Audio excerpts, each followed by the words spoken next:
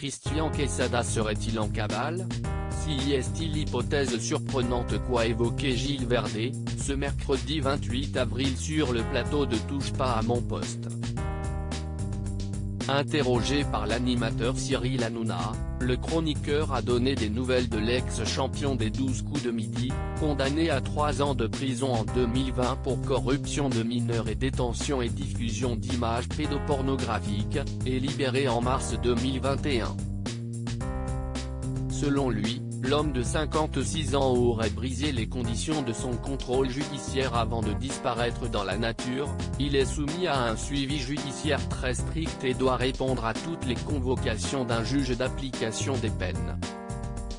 Il doit être disponible quand on le visite, et il doit prévenir de tout changement de domicile ou de déplacement de plus de 15 jours, a expliqué Gilles Verdez avant de poursuivre. Or visiblement, il a disparu sans laisser d'adresse. Il avait donné une adresse le lendemain de sa sortie de prison à Bourg-en-Bresse.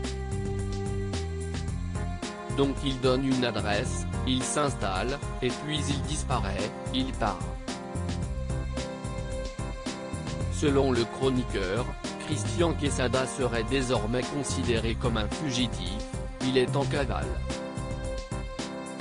Il a disparu corps et bien. À la manière de Xavier Dupont de Ligonnès, pas pour les méfaits commis, mais pour la disparition. Il cesse de volatiliser. Des convocations manquées? Selon Anedy, un paparazzi invité sur le plateau de TPMP, l'ex-champion des 12 coups de midi aurait filé entre les doigts de la police, et aurait potentiellement manqué une ou plusieurs de ces convocations. Le 31 mars, j'étais posté devant son domicile dans une voiture aux vitres teintées avec un collègue et on a vu des policiers arriver. On pensait se faire contrôler mais ils sont allés directement à son domicile.